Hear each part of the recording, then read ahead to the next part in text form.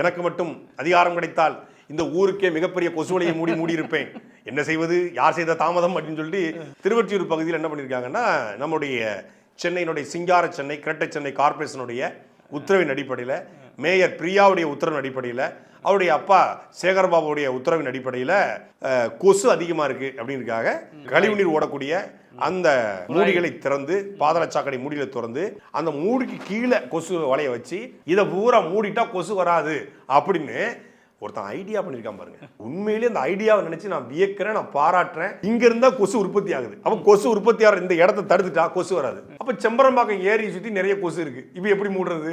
இந்த மூடியை மூட்டா நீங்க சீப்பா போட்ட பிளான் நான் எப்படி சீப் வச்சு முடிச்சேன் பாத்தீங்களா அப்படிங்கிற மாதிரி இந்த இடத்த கொசு வலை மூடுனா மற்ற இடத்துல கொசு உற்பத்தி ஆகாதா? அப்ப இந்த கொசு வலைக்கு எவ்வளவு பட்ஜெட் போட்டாங்கன்னு இப்ப நம்ம வந்து ஆர்டிஐல கேட்க வேண்டியிருக்கு. பட்ஜெட்டை வச்சு தான் நான் கண்டுபிடிக்கணும் இது எவ்வளவு பெரிய. இதுக்கு ஒரு ஸ்கேம் போட்டிருப்பாங்க, இதுக்கு ஒரு நிறுவனம் போட்டிருப்பாங்க, இதுக்கு ஒரு கான்ட்ராக்ட் போட்டிருப்பாங்க, அதில் கமிஷனை வாங்கியிருப்பாங்க.